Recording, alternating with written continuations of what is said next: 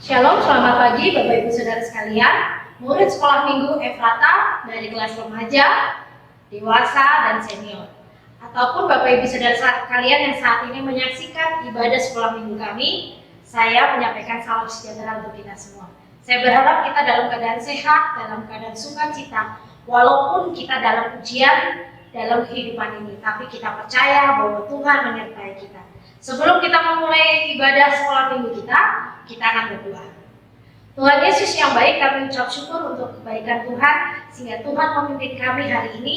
Kami bisa bersekolah minggu, kami bisa belajar firman-Mu, walaupun masih secara online, tapi kami percaya sukacita dari surga tidak akan terhalang, walaupun kami belajar secara online. Berkati murid-murid-Mu yang sedang menyaksikan ibadah ini, yang sama-sama belajar, ataupun yang bukan jemaat Gereja Baptis Efrata, kami juga percaya mereka pun dijamah dan diberkati oleh Tuhan lewat pembelajaran firman hari ini. Berkati kami dari awal pertengahan hingga akhir, biar Roh Kudus-Mu bekerja tanpa batas dalam hidup kami, membuat kami paham firman-Mu dan mendorong kami untuk melakukannya dalam kehidupan kami sehari-hari. Dan hanya di dalam nama Yesus kami percaya berdoa. Haleluya. Amin. Firman Tuhan pagi hari ini diambil dari Galatia 6 ayat 1 sampai 10. Saya ulang lagi, Galatia 6 ayat 1 sampai 10. Saya akan membacakannya. Silakan Bapak Ibu Saudara sekalian juga menyimaknya di rumah masing-masing.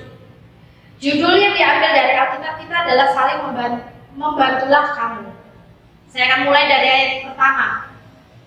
Saudara-saudara, kalaupun seorang kedapatan melakukan suatu pelanggaran, maka kamu yang rohani harus memimpin orang itu ke jalan yang benar dalam roh lemah lembut, sambil menjaga dirimu sendiri supaya kamu juga jangan kena pencobaan. Bertolong-tolonglah menanggung bebanmu, demikianlah kamu memenuhi hukum Kristus. Sebab kalau seorang menyangka bahwa ia berarti, padahal ia sama sekali tidak berarti, ia menipu dirinya sendiri. Baiklah tiap-tiap orang menguji pekerjaannya sendiri, maka ia boleh bermegah melihat keadaannya sendiri dan bukan melihat keadaan orang lain. Sebab tiap-tiap orang yang memikul tanggungannya sendiri, dan baiklah dia yang menerima pengajaran dalam firman, membagi segala sesuatu yang ada padanya dengan orang yang memberikan pengajaran itu. Jangan sesat, Allah tidak membiarkan dirinya dipermainkan, karena apa yang ditabur orang itu juga yang dituainya. Sebab barang siapa menabur dalam dagingnya, ia akan menuai kebinasaan dari dagingnya. Tetapi barang siapa menabur dalam roh, ia akan menuai hidup yang kekal dalam roh itu.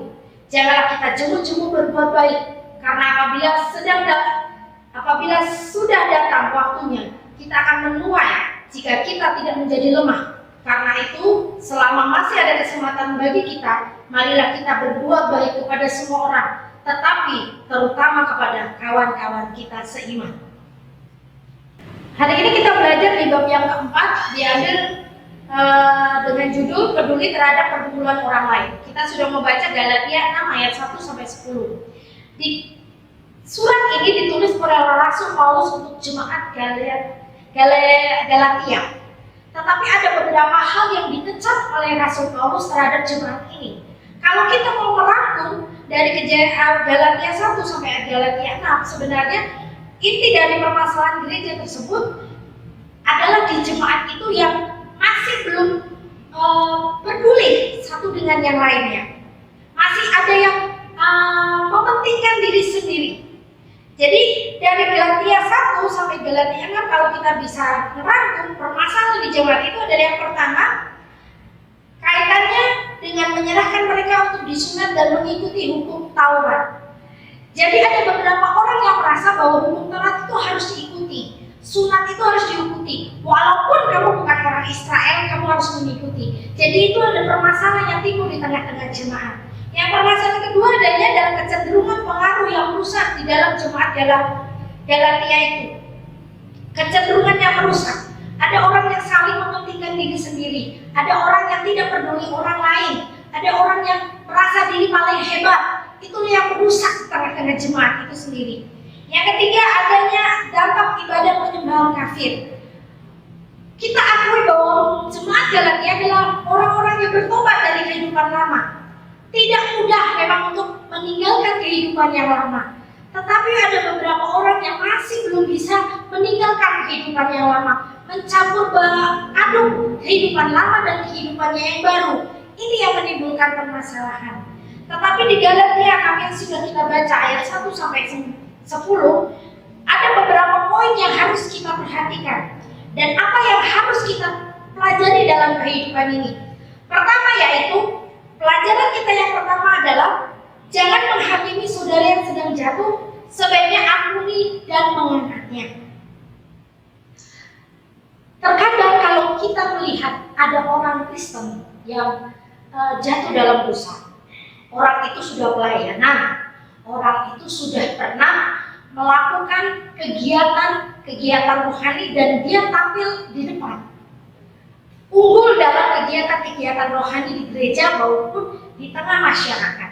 Tiba-tiba dia jatuh dalam dosa, tiba-tiba dia melakukan dosa. Banyak sekali orang-orang itu yang takut untuk kembali ke gereja karena pandangan-pandangan dari orang-orang yang ada di sekitarnya. Orang itu kan dulu berusaha dulu, kenapa dia bisa begitu? Dulu dia menyampaikan firman Tuhan loh, kenapa dia menikah dengan orang yang tidak seiman? Bagaimana dulu dia memimpin pujian, kok kenapa sekarang dia bisa berubah imannya?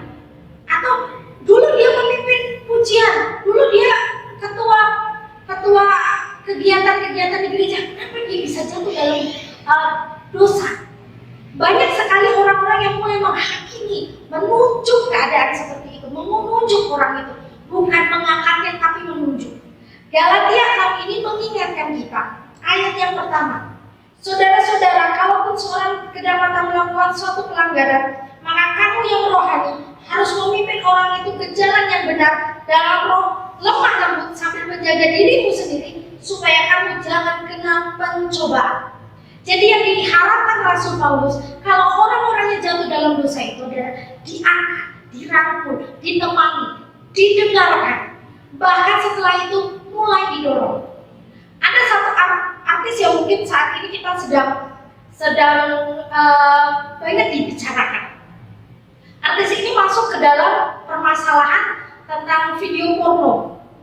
Hal yang tidak dibayangkan oleh kita semua, kenapa orang ini bisa jatuh dalam dosa seperti itu. Padahal waktu itu dia masih menikah, padahal dia seorang ibu yang baik, padahal dia artis yang baik, dia punya image yang baik, dan hancur dalam sekejap dalam permasalahan seperti itu. Tetapi kita lihat beberapa orang itu masih mensupportnya, memberikan dukungan, memberikan doa, memberikan dia kekuatan, bahkan diberikan ditemani untuk bisa melewati proses yang dia hadapi. Saya mau tanya Bapak Ibu Saudara sekalian, yang teman-temannya ini sebenarnya tahu nggak permasalahannya? Pasti tahu.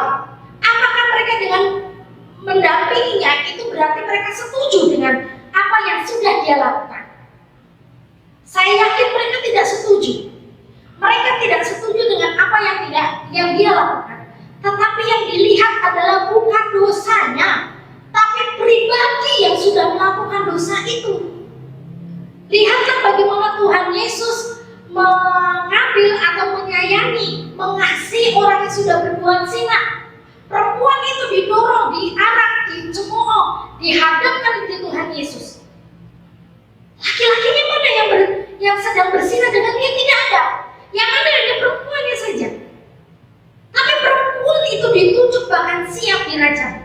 Tapi Tuhan Yesus dengan penuh kasih menulis 10 hukum Taurat yang ada di tangan dan berkata, bila ada orang yang sudah melakukannya secara sempurna, biar orang itu yang mulai melemparnya pertama kali, dan orang-orang mulai mundur satu persatu. Kenapa? Karena mereka menyadari bahwa mereka juga orang berdosa. Mengapa kita yang berdosa pun menunjuk orang yang berdosa? Dosa itu sudah diwariskan kita sejak Adam dan Hawa. Tidak ada orang satupun di dunia ini yang suci, kudus, benar. Tetapi satu hal yang Tuhan inginkan, saat saudara kita jatuh dalam dosa, hendaklah kita mengangkat tangannya, merangkulnya, mendoakan, dan mendorongnya untuk kembali ke jalan yang benar. Kalau orang perempuan yang berzina itu kira-kira dilempari dengan batu, apakah orang itu akan bertobat? Perempuan itu akan menjadi baik? Tidak. Tetapi dengan kasih mesra, lemah lembut, maka orang itu akan dipulihkan. Setiap orang yang jatuh dalam dosa, setiap orang jatuh dalam pelanggaran, yang kita lihat adalah pribadinya yang perlu kita tolong, pribadinya yang perlu kita dampingi. Bukan kita sepakat dengan dosanya, tidak, tapi kita menolong pribadinya. Kalau Bapak Ibu lihat bagaimana Tuhan Yesus di kayu salib, dia berdoa, dia memohon maaf kepada mereka semua yang tidak tahu apa yang sedang terjadi. Pribadi Yesus yang penuh belas kasih sampai tetes darah terakhir, itulah yang kita contoh. Walaupun itu memang perlu dilatih setiap hari. Saat kita melihat pengamen di pinggir jalan, saat lihat kita pengemis atau lihat orang-orang yang kesusahan di pinggir jalan, kita yakini bahwa Roh Kudus yang ada dalam hati kita itu mendorong kita untuk melakukan sesuatu untuk orang itu. Minimal kita berdoa untuk orang itu. Saya beberapa hari yang lalu melihat seorang bapak yang masih berjualan dari satu tempat ke tempat yang lain. Dia jualan nangka. Jadi waktu itu dia bawa nangka begitu banyak. Kalau di batas kota di Ciberem, kalau Bapak Ibu Saudara lihat ke Cimahi, ada seorang bapak-bapak yang di pinggir jalan jualan nangka. Dia bilang kalau barang itu bagus, enggak. Memang harganya lumayan. Tetapi waktu saya beli, saya bilang jangan yang busuk ya Pak, enggak yang busuk. Dan itu bapak itu berjualan. Padahal rumahnya bukan di Cimahi, rumahnya jauh. Dan dia melakukannya demi keluarga. Ada yang dia kerjakan, ada yang dia usahakan. Dia tidak menyerah dengan kehidupan. Kalau orang Jawa bilang ada anggar kue obah, kue mama. Kalau kamu mau berusaha, ada sesuatu yang mudah. Jadi kalau saat ini Bapak Ibu Saudara sekalian yang menyaksikan tayangan ini sedang dalam permasalahan, sedang jatuh dalam dosa, sedang diliputi kebingungannya apa yang harus kita lakukan. Yang pertama yang harus Anda semua lakukan adalah datang pada Tuhan. Akuilah kesalahanmu kepada Tuhan. Setiap permasalahan itu pasti ada jalan keluarnya. Di dalam Tuhan. Saat kita mengakuinya di dalam Tuhan itu ada pemulihan. Jadi pemulihan itu terjadi saat kita semua yang sedang, saudara-saudara semua yang sedang jatuh dalam dosa, mau mengakuinya di hadapan Tuhan. Setelah itu apa yang terjadi? Mulai jalani pemulihan itu. Diomongin orang biarkan saja. Dihimpit orang biarkan saja. Mulai dicemooh orang dan tidak dipercaya lagi, biarkan saja. Itu resiko dalam jatuh dalam dosa. Tetapi satu hal yang pasti, saat kita mau meninggalkan kehidupan lama kita, ada berkat yang kita terima di depannya nanti. Dan bagi orang-orang yang ada sekelilingnya, mari rangkul, mari didorong, mari didoakan, mari ditanya, sudah berdoa belum? Ini loh ada renungan, ini loh ada batu setiap hari, ini loh ada bacaan Alkitab sehari-hari. Didampingi sampai dia bertobat.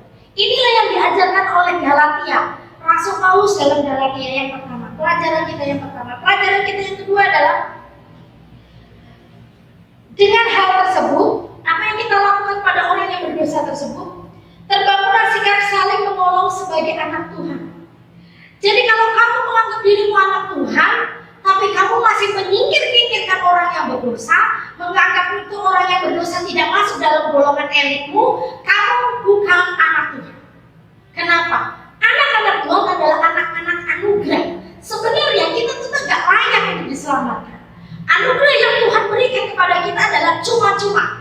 Tapi walaupun cuma-cuma ini dibayar dengan harga yang mahal, dengan darah. Saat kamu ditebus dengan darah yang mahal dan kamu diberikan anugerah, apakah kamu tidak akan memberikan anugerah itu kepada orang yang sebenarnya yang saat ini membutuhkan? Jangan memegahkan diri. Hari ini kalau kita melihat orang yang jatuh di jalan langsung aduh artis ini ya, padahal mukanya muka malaikat tapi kelakuan kok bejat gitu kan. Ya jangan. Setiap orang punya peluang jatuh dalam dosa. Ada yang mau mengakuinya, ada yang tidak mengakuinya. Saya salut pada orang-orang yang mau mengakuinya. Karena banyak orang yang menutup-nutupinya. Dan tetap memakai jubah putih, tetap memakai jubah benaran, tetap memakai jubah lugu bahwa saya orang benar. Kalau kita melihat di cerita Alkitab ada orang sakit kusta, setiap orang dia lewat dia selalu bilang najis, najis. Dua hal yang dia katakan, dua hal ini artinya gini. Ada najis ini dua artinya. Yang pertama adalah bukan kata najis ya, bukan. Najis ini sebagai pertanda bahwa dia yang najis sedang mau lewat. Kamu yang tidak najis, tolong minggir. Yang kedua, mengatai diri sendiri najis. Apakah Tuhan Yesus tidak tergerak kepada orang-orang itu? Tuhan Yesus menyembuhkan orang kusta. Pada orang kusta itu orang yang tidak dipandang saat itu, tetapi Tuhan Yesus mau memegangnya. Saya pernah melayani orang yang kena kusta, dan itu sungguh penyakit yang sangat menyakitkan saya lihat. Di rumah sakit Sarjito itu ada satu gedung khusus untuk penyakit kulit dan kasihan sekali orang-orang itu. Sudah memang baunya karena luka-lukanya, itu sakitnya luar biasa karena kan menggerogoti daging, lama-lama juga bisa lepas. Tetapi di tempat seperti itulah kita bisa membayangkan bagaimana keadaan dulu orang-orang kusta yang tidak bisa tertangani, sampai mereka harus disingkirkan, dibuang, tidak boleh dalam lingkungan, tidak boleh beribadah gitu kan. Tapi Tuhan Yesus mengasihi mereka. Kalau kita mau disebut anak Tuhan, kita punya belas kasihan kepada mereka, menolong mereka dengan penuh kasih tanpa punya niatan untuk dibalas. Jadi kalau kamu punya kasih, pasti kamu tidak akan minta balas. Ada satu pribadi yang saya kenal di satu evangelis anak-anak, Ibu Hid waktu itu berkata bahwa kalau kamu mengasihi, kalau kamu belum berdarah-darah, itu berarti belum mengasihi. Artinya kalau kita mengasihi tapi minta dibalas, minta dilihat, terus kita mengalami keuntungan, berarti itu bukan kasih. Tetapi kalau kasih, kita dibohongin, kita tahu dibohongin, tapi bagian kita adalah menolong, walaupun orang itu punya niat baik, itu bagiannya dia sama Tuhan. Sebab Tuhan Yesus yang menolong kita, menyelamatkan kita. Padahal kita ini, semua manusia di dunia ini tidak 100% menyembah dia. Menyembah dia dengan sungguh-sungguh. Tetapi kasihnya yang tanpa batas, itulah yang menjadi contoh kita, supaya kita mengasihi saudara-saudara kita yang lain. Itu pelajaran kita yang kedua. Yang ketiga adalah menjauhkan kesombongan kita, dan kita dilatih untuk rendah hati dan tetap menjaga hati kita untuk sesama tetap baik. Kenapa kalau kita menjaga kita supaya tidak sombong? Terkadang orang kalau melihat orang yang berdosa menganggap dirinya lebih baik. Aduh, untung ya saya nggak seperti itu. Saya mah nggak seperti itu. Makanya saya nggak jatuh dalam dosa. Nah, tanpa disadari perkataan ini yang membuat kita mulai tinggi, padahal orang yang sombong itu direndahkan. Dan kalau kita melihat orang jatuh dalam dosa, sebenarnya itu menguji diri kita sendiri. Bagian yang keempat, menguji diri kita sendiri. Bagaimana kita mulai merespon dengan keadaan saudara kita yang sedang jatuh dalam dosa.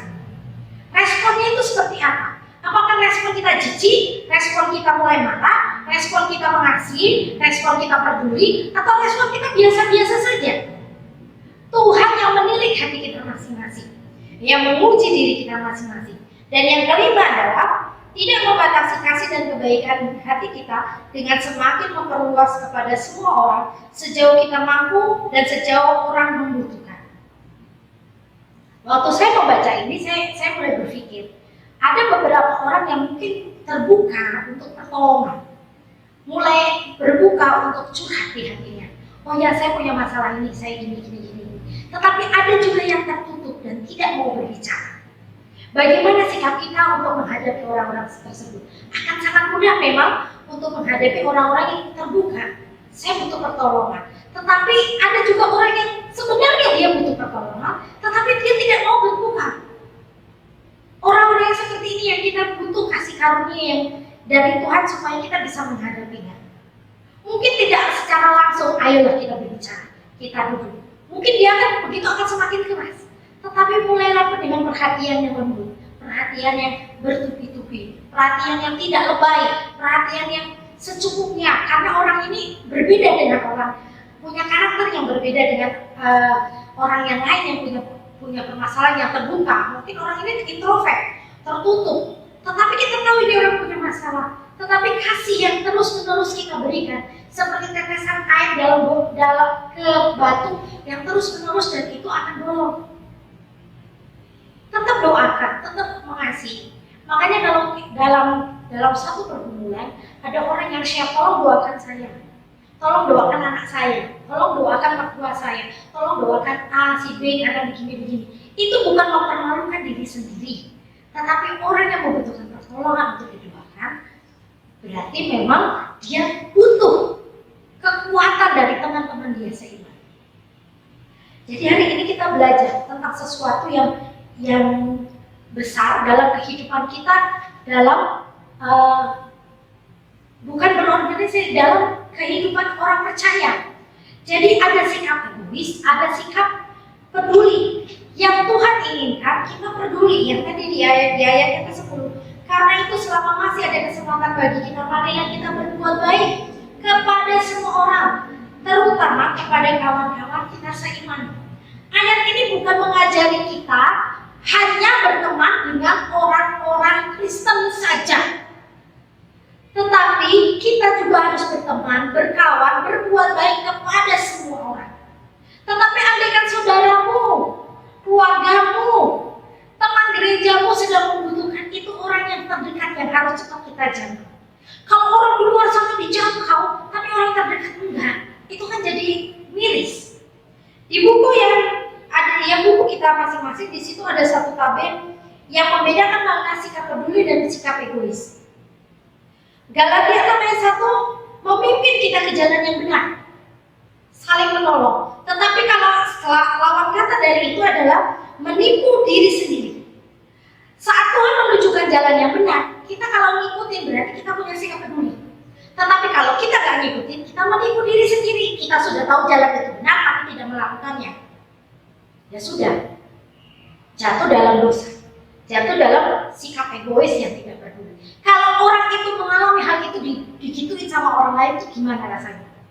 Pasti nggak mau. Yang kedua, Galatia 6 ayat 1 juga mengajarkan kita untuk lemah lembut. Berlawan kata dengan lawan katanya adalah sombong. Menemui orang jatuh dalam dosa. Mungkin saat kita dengar dia jatuh dalam dosa, kita marah, kita kecewa, kita merasa dibohongi, merasa dihianati. Tetapi Roh yang malam di dalam Roh Kudus itu yang membuat kita kuat. Dan jangan sampai mulut kita berkata-kata sombong di depan orang yang jatuh dalam dosa. Selanjutnya adalah sikap peduli kita ditunjukkan adalah menolong sesama, bukan merendahkan orang lain. Orang jatuh dalam dosa itu sudah jatuh. Apakah perlu kita jatuh-jatuhkan lagi? Yang perlu kita tolong adalah, yang perlu kita lakukan adalah menolong dan mengangkatnya untuk bisa berdiri dan menghadapi masa depan. Yang selanjutnya adalah tidak cemburu berbuat baik kepada semua orang. Bukan hanya mau nolong orang yang baik saja, yang menguntungkan saja, tetapi tidak cemburu berbuat baik untuk semua orang. Itu sikap peduli. Berbuat baik kepada semua orang. Kalau sikap egois adalah tidak mau berbuat baik kepada semua orang. Jadi hanya milih-milih mana teman, mana lawan, semuanya yang menguntungkan ya tak tolong, kalau yang enggak ya enggak. Selanjutnya, sikap peduli dan berbuat baik terutama kepada kawan seiman. Lawan katanya adalah tidak berbuat baik. Terkadang ada beberapa orang yang merasa kita menjangkau pulau, menjangkau bangsa, menjangkau orang-orang di luar sana di pelosok-pelosok, tetapi matanya terlalu jauh melihat ke depan, jauh lihat di daerah yang jauh, padahal di dekat-dekat mereka sendiri sebenarnya butuh pertolongan. Kita sudah belajar dari beberapa hal yang tadi tentang peduli terhadap orang lain. Kita akan berdoa supaya Tuhan memberikan kita kekuatan untuk bisa melakukannya. Dan mari kita menutup Alkitab kita akan berdoa. Tuhan Yesus yang baik, kami ucap syukur untuk kebaikan Tuhan dalam kehidupan kami. Hari ini kami belajar tentang peduli terhadap orang lain. Kami ajari kami terus Tuhan Yesus untuk mengasihi sebagaimana Kau mengasihi kami. Berkati kami dengan keberadaan kami masih bisa menjadi saluran terang, saluran berkat bagi orang sekeliling kami. Biarlah namamu dipermuliakan dalam kehidupan kami. Berdoa juga Tuhan Yesus untuk anak-anakmu yang saat ini sedang beribadah secara online. Baik yang ada di rumah maupun saat ini ada yang menyaksikannya di jalan atau di mana saja, Tuhan yang memberkati lewat firman dan lewat penjelasan firman ini. Kami teringat tentang saudara-saudara kami yang sedang sakit, Tuhan sembuhkan. Juga beberapa saudara-saudara kami yang saat ini membutuhkan pertolongan, Tuhan jamah, Tuhan pulihkan. Terima kasih Tuhan, terima kasih. Dan hanya di dalam nama Yesus kami percaya berdoa, haleluya, amin. Selamat pagi, Tuhan Yesus memberkati.